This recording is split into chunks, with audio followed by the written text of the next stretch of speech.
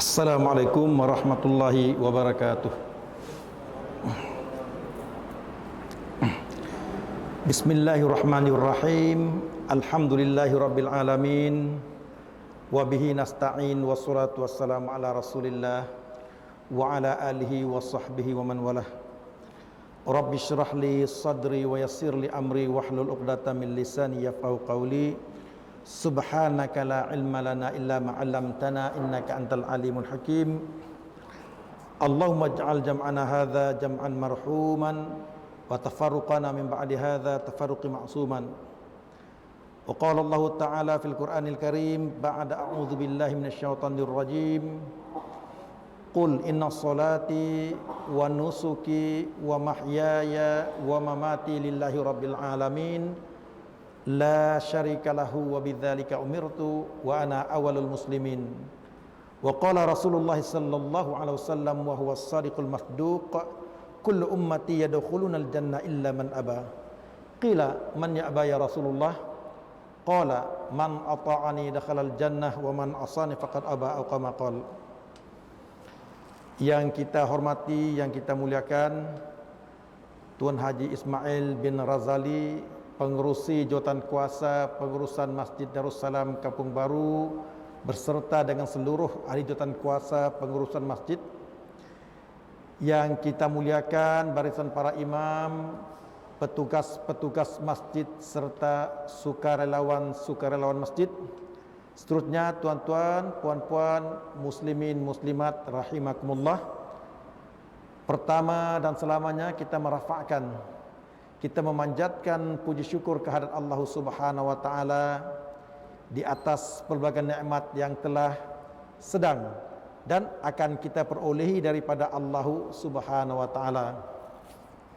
Seterusnya salawat dan salam ke atas junjungan besar baginda Nabi Muhammad sallallahu alaihi wasallam, ahli keluarga baginda, dan seterusnya para sahabat, dan mudah-mudahan sampai juga kepada mereka yang sama-sama menuruti, menjejaki, mengikuti jejak langkah perjuangan dan usaha baginda Nabi Muhammad sallallahu alaihi wasallam, yaitu mengembangkan Islam dan mempertahankan Islam serta umat Islam.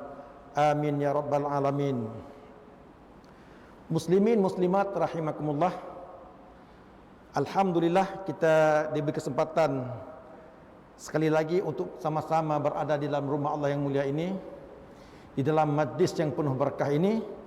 Jadi mudah-mudahan kita mendapat siraman daripada kemuliaan rumah Allah ini dan juga barakah daripada majlis yang kita adakan, yang kita hadiri, yang kita bersama padanya pada tika dan saat ini. Amin amin ya rabbal alamin. InsyaAllah kita masih lagi membicarakan berkenaan janji-janji Allah di dalam Al-Quran. Ini adalah merupakan perkara yang perlu kita ketahui, perlu kita pahami, dan perlu kita berusaha bersungguh untuk meraih ataupun menggapainya. Seperti yang saya katakan di pertemuan-pertemuan yang lepas, kalau kita berhadapan dengan janji-janji manusia, kita begitu gairah untuk mendapatkannya, untuk memiliki janji-janji tersebut, tidak patut dan amat tidak patut apabila kita diberitahu, dikhabarkan, diberitakan berkenaan dengan janji-janji Allah Subhanahu wa taala, kita tidak ada kegairahan untuk mengetahuinya, untuk merebut ataupun meraihnya. Seandainya demikianlah sikap kita, ya ini janji manusia, kita bersungguh-sungguh untuk mengejarnya, manakala janji Allah Subhanahu wa taala kita dingin, kita mencuekkannya, maka kita khawatir kita dicop sebagai hambanya yang terlalu cintakan dunia. Cinta dunia penting, tetapi tidak bolehlah kita terlalu mencintai dunia sehingga kita tidak memahami keutamaan yang manakah yang harus kita raih, yang harus kita rebut. cinta dunia ataupun cinta Allah Subhanahu wa taala. Tetapi seandainya dalam kehidupan ini ternyata apabila kita mengetahui, memahami janji-janji Allah yang ada di dalam Al-Quran dan Al-Hadis dan kita berusaha untuk meraihnya, maka insya-Allah kita tidak termasuk dalam golongan orang yang terlalu mencintai dunia. Jadi mudah-mudahan kita mampu untuk merenung dalam diri kita, untuk bermuhasabah. Bagaimana kedudukan dunia di dalam hati kita, bagaimana kedudukan Allah di dalam hati kita. Saya ulangi, seandainya kita lebih mengutamakan Allah Subhanahu wa taala daripada dunia, alhamdulillah. Tetapi kalau sebaliknya, berubahlah, berhijrahlah, untuk kita lebih mencintai Allah Subhanahu wa taala, di samping kita cinta kepada dunia sebagai keperluan kehidupan kita di dunia ini. Al-maklum, kita masih hidup di dunia. Kalau di alam kubur, kalau di akhirat ceritanya lain. Jadi apabila kita di dunia, ada keperluan-keperluan duniawi yang perlu kita miliki, yang perlu kita penuhi di dalam kehidupan kita. Baik. Sebelum daripada itu kita mengulang berkenaan dengan firman Allah Subhanahu wa taala. A'udzu billahi minasyaitonir rajim. Wa qala rabbukum ud'uni astajib lakum. Innal ladzina yastakbiruna an ibadati sayadkhuluna jahannama dakhirin. Yang bermaksud, berdoalah kepadaku, niscaya akan aku perkenankan bagimu. Sesungguhnya orang-orang yang menyombongkan diri dari menyembahku akan masuk ke dalam neraka jahanam dalam keadaan yang hina dina.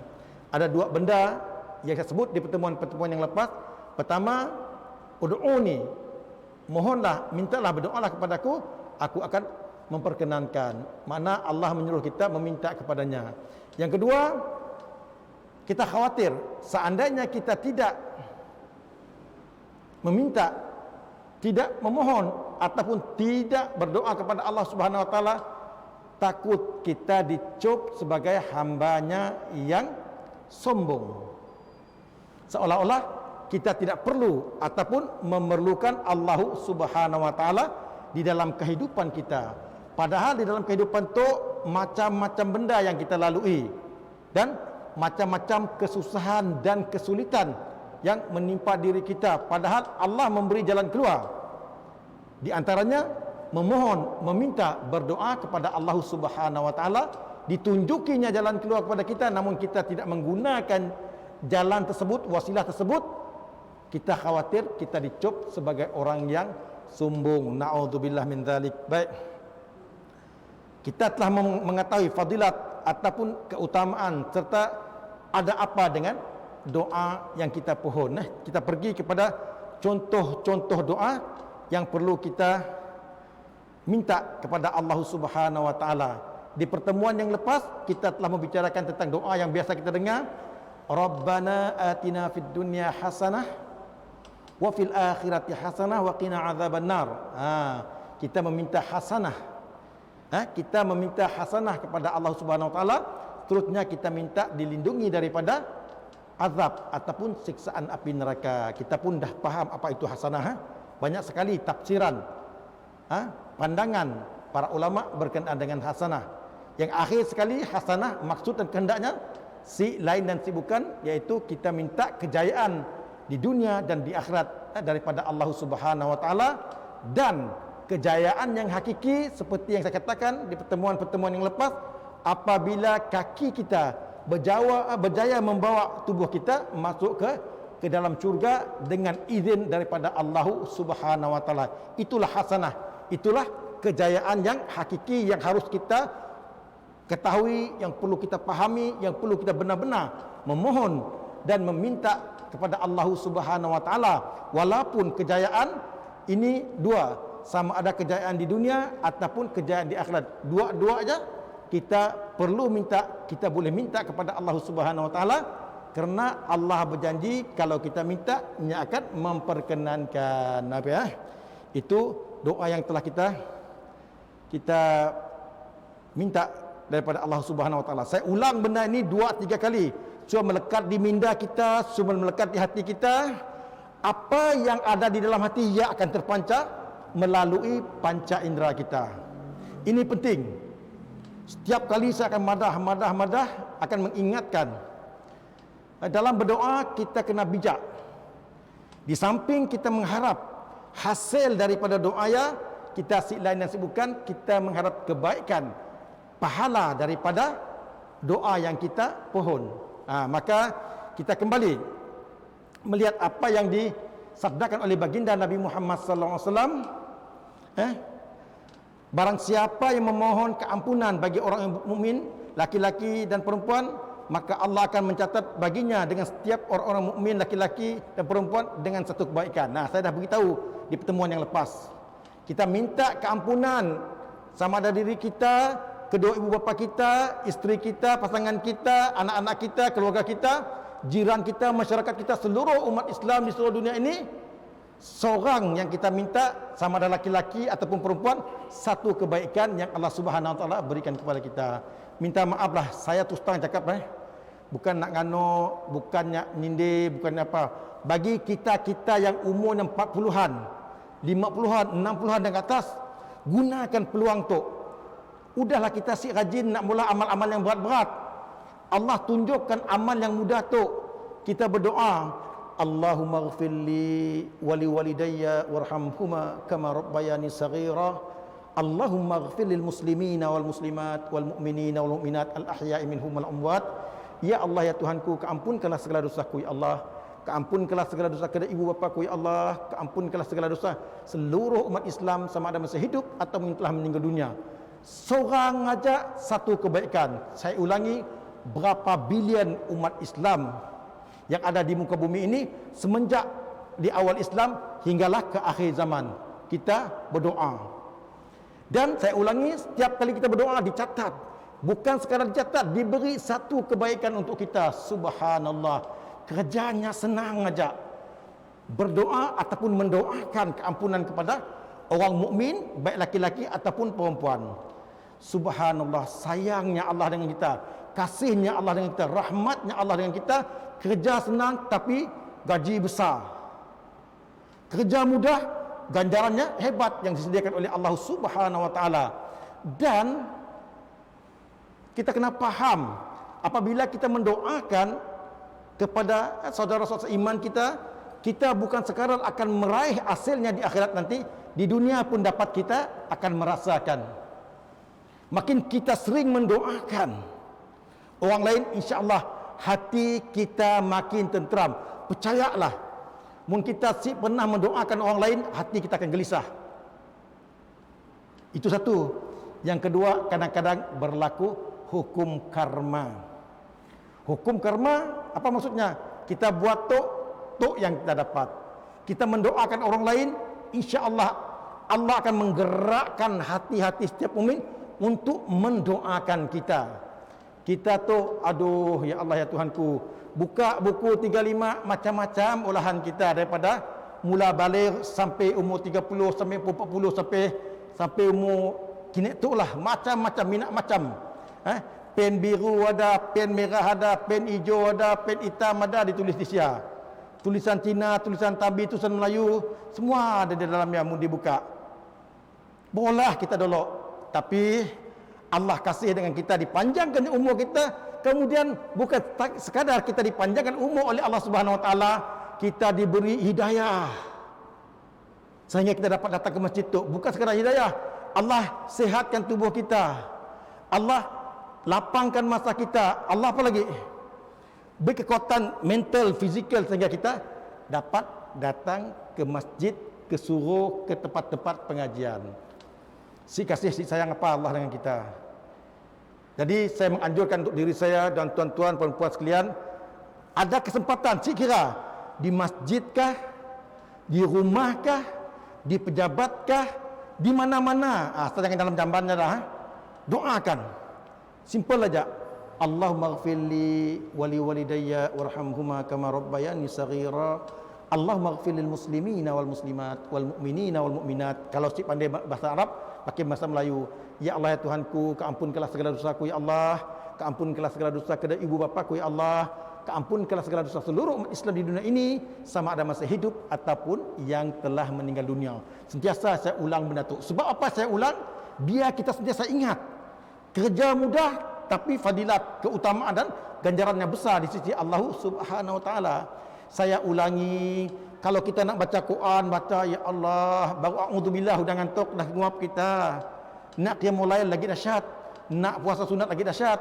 Tapi Allah, saya ulangi, Allah kasih, Allah sayang dengan kita, berinya satu amalan yang mudah.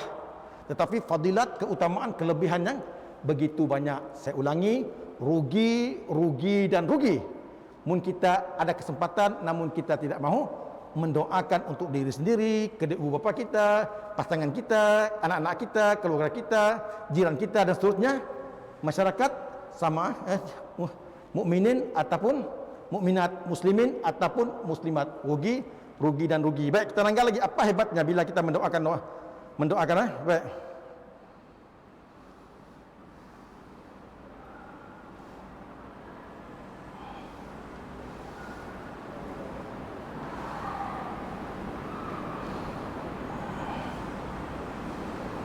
Di dalam satu hadis, saya lupa lebih kurang begini. Barang siapa yang mendoakan saudaranya tanpa pengetahuannya, maka malaikat pun akan berkata, bagi engkau apa yang engkau doakan.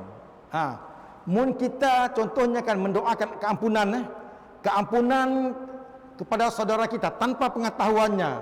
Contohnya kanlah saya berdoakan dalam bahasa Melayu lah, ya Allah ya Tuhanku, keampunkanlah segala dosaku ya Allah, keampunkanlah secara khusus dosa-dosa dan kesalahan saudaraku Tuan Haji Ismail ya Allah, tanpa pengetahuan beliau.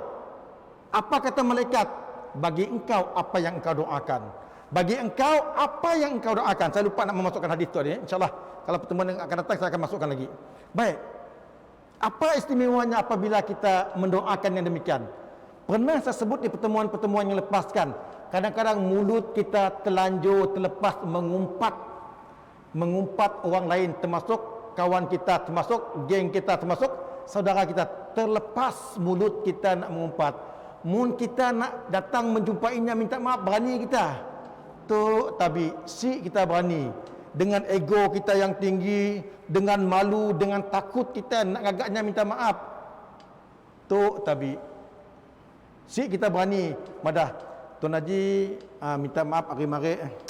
Yalah saya emosi saya terganggu, mental pun bagus, saya terumpat kita. Nak madah bendaya dengannya. Ya Allah itu pakai ustaz tu, nama aja ustaz tu. Mengumpat juga. Contoh aja nah, contoh aja. Jadi apa yang diajar oleh ulama apabila berlaku situasi macam ya? Kita terlanjur mengumpat, kita mohon. Contohnya kan, ya Allah ya Tuhanku, keampunkanlah segala dosa saudaraku Tuan Haji Ismail bin Ghazali. Apa kata malaikat? Bagi engkau apa yang engkau doakan. Apa yang kita doakan tadi? Kita minta Allah mengampunkannya. Mudah-mudahan Allah mengampunkan kita. Mudah-mudahan Allah ngatur nok jahit kita.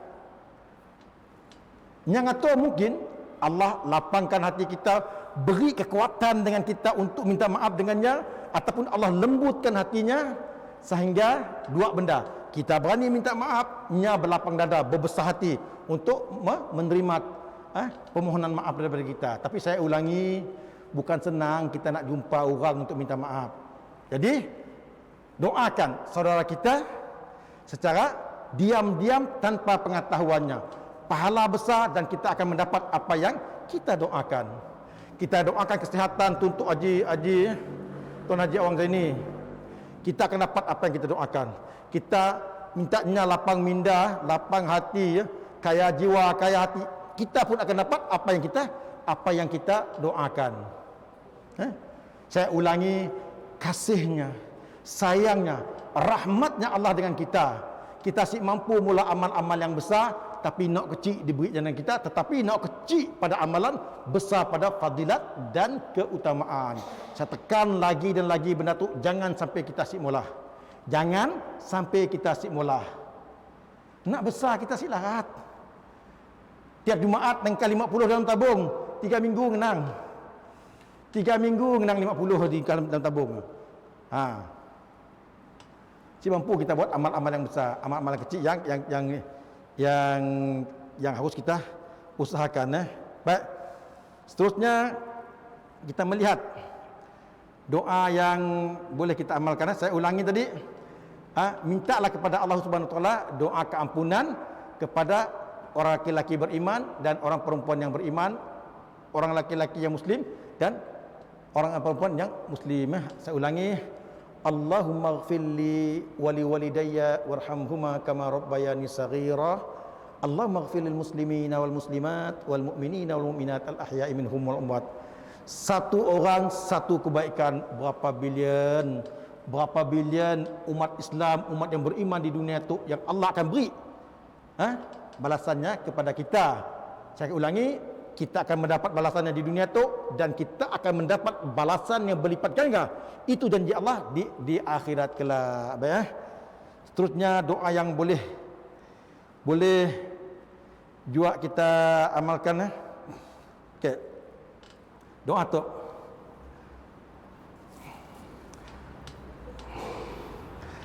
Rabbana ighfir lana wal ikhwanina alladhina sabaquna bil iman wa la taj'al fi qulubina ghillan lil ladzina amanu rabbana innaka raufur rahim.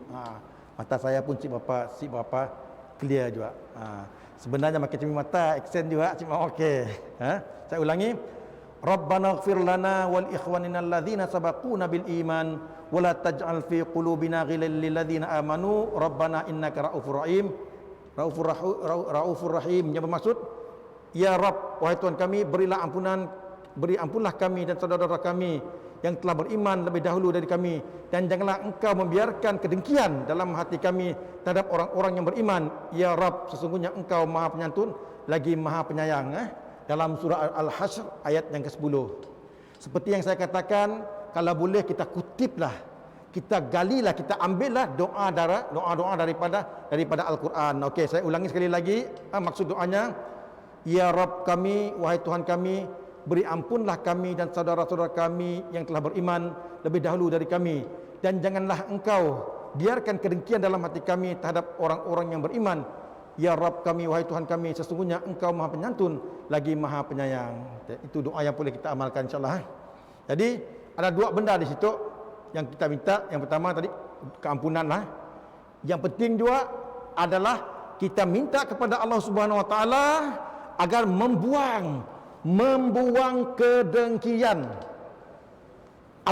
Kita minta kepada Allah untuk membuang kedengkian kalau ada di dalam hati kita. Kena kita perlu membuang kedengkian. Kena kita boleh dengki dengan saudara-saudara seiman, saudara-saudara seislam ataupun saudara-saudara seagama kita. Okey, baik. Disebutkan di sini dalam satu hadis yang diriwayatkan oleh Imam Abu Daud, baginda Rasulullah SAW lebih kurang menyebut macam tu. Iyyakum wal hasada, fa innal hasada ya'kuluna al hasanati kama ta'kuluna al khatab al nar, kama ta'kulun nar al khatab. Yang lebih kurang begini, jauhilah hasad dengki. Jauhilah hasad dengki, kerana hasad dengki akan memakan kebaikan seperti api memakan kayu api, kayu bakar. Jauhilah hasad dengki, kerana hasad dengki akan memakan kebaikan seperti api memakan kayu bakar. Alhamdulillah, kita diberi hidayah oleh Allah Subhanahu Wa Taala. Kita diberi petunjuk oleh Allah Subhanahu Wa Taala. Kita diberi peluang oleh Allah Subhanahu Wa Taala. Kemudian diberi kekuatan oleh Allah Subhanahu Wa Taala. Kita beri kesempatan oleh Allah Subhanahu Wa Taala untuk melakukan amal-amal soleh, amal-amal ibadah, amal-amal kebaikan. Mananya minat lalu-lalu kebaikan yang telah kita buat bertahun-tahun yang lepas. Namun baginda Nabi Muhammad SAW menyebut ada hal-hal yang boleh menyebabkan pahala-pahala amal soleh, pahala-pahala amal ibadah, pahala-pahala amal kebaikan yang kita buat boleh burn. Satunya adalah hasad dengki. Sesungguhnya hasad dengki itu memakan pahala-pahala amal kebaikan sebagaimana api memakan kayu api, kayu bakar. Mun kita biasa membakar kayu api, sikitnya terbakar. Macam ya juga hasad dengki. Hasad dengki nya akan membakar sikit. Sebab apa nya membakar sikit? Mula-mula hatinya sakit dengan orangnya. Mula-mulanya hatinya sakit dengan orangnya. Lama nya akan melakukan khianat dengan orangnya, melakukan kezaliman dengan orangnya.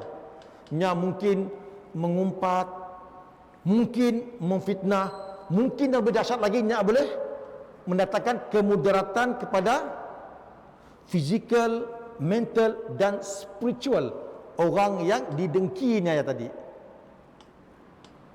Sebab ialah sikit macam kayu api memakan macam api memakan kayu api. Sikit. Ini bukan macam bom terus sikit seolah-olah macam kita sedar benda ya. Biasa tak kita dengar perkataan macam tu? Kita dengar, saya bukan ngano, saya madah aja. Saya bukan ngumpat, saya madah aja. Padahal Nabi menyebut mun apa yang nok kita padah ya benar, ia mengumpat. Mun nok apa yang kita sebut ya si benar, ia memfitnah.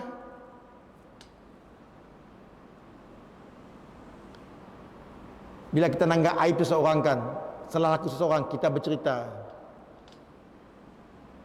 Mun benarlah cerita kita ya, kita mengumpat. Mun si benar, kita memfitnah. Sebab ialah dua benda ya, sama ada mengumpat atau memfitnah, nya akan memakan pahala-pahala kebaikan yang telah kita usahakan bertahun-tahun. Sebab ialah dalam satu hadis lagi Nabi menyebut di akhirat kelak ada orang yang datang dengan minat macam pahalanya, pahala sembahyang, pahala puasa, pahala zakat, pahala sedekah, macam-macam pahala. Tetapi setelah ditolak campur, ditimbang, dipangkas itu ini, aukau. Nah, si ada apa-apa rupanya dimbak yang banyak-banyak. Rupa-rupanya apa? Semua nak dipolahnya kerja buatnya berupa amal soleh, berupa pahala tadi terpaksa diberi dengan orang lain sebab ada benda-benda yang dipolahnya ataupun olahannya di dunia itu menyebabkan pahalanya dua, sama ada burn ataupun ditransfer. Sebab itulah ulama madah, ada ulama menyebut di akhirat kelak di antara peristiwa malang yang dapat kita saksikan di akhirat kelak adalah apabila kita melihat pahala-pahala amal soleh kita ditransfer ke dalam timbangan orang lain. Pahala-pahala amal soleh yang kita lakukan, yang kita merasakan ya aku pun, tetapi di akhirat kelak ditransfer dalam timbangan orang lain. Kita terpaksa membayar hutang-hutang kita terhadap siano yang mungkin kita zalimi, yang mungkin kita umpat, yang mungkin kita fitnah, yang mungkin segala mungkin. Saya ulangi, di antara peristiwa malang yang dapat kita saksikan di akhirat nanti, na'udzubillah, apabila pahala-pahala amal soleh kita ditransfer kepada timbangan orang lain. Ia pun mun ada amal soleh kita, mun si ada terpaksa nak jai orang kepada kita ambil. Nak jai orang terpaksa kita ambil. Mun amal-amal soleh kita si ada. Jadi hati-hati kita dalam dua benda. Yang pertama tadi hati-hati dalam beramal. Yang kedua berhati-hati dalam kita menjaga apa yang telah kita usahakan. Macam kita berburu juga, perangkap kita orang tahu di Bintulu tu munnya mula perangkap bagus, pandainya mula perangkap, jarang nyasi kena. Ya buat perangkap, tapi bila udah diperangkap nanti dapat rusak, dapat kijang, anak lain buat cerita lah, si diikat, dapat bingkah dari bipun pokok. dapat tinggi dingkai di pun pokok. Apa kejadian pada rusa ataupun kijangnya? Adakahnya tawaduk yang duduk bawah pokok? Si nya akan nangga ambil kesempatan nangga orang kita ada nya akan lari. Macam ya juga amal-amal soleh yang kita usahakan. Jangan kita fikir kita udah solat, kita udah puasa, kita udah zakat, kita udah haji, kita udah sedekah, kita udah itu ini cukup. Si kita perlu menjaga pahala-pahala amal soleh ya, supayanya si hilang, supaya si burn. Sebab ya di dalam satu hadis, satu ayat Al-Quran saya lupa, berkenaan dengan ada seorang wanita, nya malam harinya beramal, tapi malam harinya membuat sesuatu yang menyebabkan pahala-pahala amal ibadahnya burn. Burn maksudnya hilang macam ni aja. Jadi perlulah kita melazimkan diri kita untuk membaca doa ini. Rabbana ighfir lana wal ikhwanina alladzina sabaquna bil iman wa la taj'al fi qulubina ghillan lil ladzina amanu rabbana innaka raufur rahim. Samping kita minta keampunan untuk kita, untuk orang lain, kita minta supaya Allah buangkan, hindarkan dalam hati kita perasaan hasad dengki dengan saudara seagama, dengan saudara seiman. Mohon minta, ya Allah ya Tuhanku, ya Allah ya Tuhanku, mintalah. Si pandai dalam bahasa Arab, minta dalam bahasa Melayu. Feel lagi, minta dalam bahasa apa yang kita faham, apa yang boleh menyentuh minda dan hati kita di dalam kita berdoa. Banyak sebenarnya doa-doa yang biasa kita amalkan, biasa kita mohon. Tetapi ada di antara kita dua benda. Pertama, paham kasih paham apa yang dia mohon. Satu. Yang kedua, adakah kita berdoa ya sekadar formality, lepas sembahyang berdoa, lepas sembahyang berdoa? Adakah ya sekadar diajak? Sebenarnya seperti yang saya katakan, bila kita lepas solat, ialah di antara momen yang terbaik untuk kita minta, mohon hajat dunia dan mohon hajat akhirat. Hajat dunia kita minat lalu-lalu, keperluan dunia kita banyak gila-gila, dan demikian juga hajat dan keperluan akhirat kita minta. Kena Allah Subhanahu wa taala dua, bukan Allah taala dua benda. Yang pertama, Allah mendengar dan akan memperkenankan doa kita. Yang kedua, Allah si leju-leju, Allah si leju-leju dengan doa kita, permintaan kita, permohonan kita. Sebab ialah ada ulama jawab madah sebagai penutup. Sebab ia ulama jawab menyebut Allah sengaja Allah mendatangkan musibah dengan kita, ujian dengan kita. Kenapa? Kerana Allah nak mendengar kita merintih, Allah nak mendengar kita merayu, Allah nak mendengar kita memohon kepadanya. Sengaja Allah mendatangkan pelbagai masalah, kesulitan di dalam kehidupan kita, nak dengar kita merintih, merayu, meminta, memohon kepadanya. Jangan kita diberi kesenangan, juga kita ingat Allah. Diberi kesusahan pun ingat juga. Itu satu yang amat malang. Apabila kita diberi kesenangan, kita lupa Allah. Diberi kesusahan pun ingat juga. Jadi Allah, mudah-mudahan Allah Subhanahu wa taala terus memberi hidayah kepada kita, memberi kesedaran kepada kita.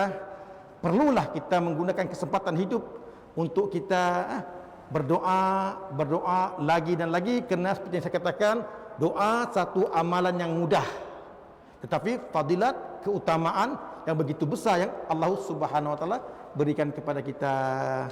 Terima kasih di atas segala perhatian, mohon maaf di atas segala kekurangan. Yang baik dan benar daripada Allah Subhanahu wa taala. Yang macam cik sampai penyampaiannya adalah kelemahan saya sendiri. Wallahu alam. Assalamualaikum warahmatullahi wabarakatuh.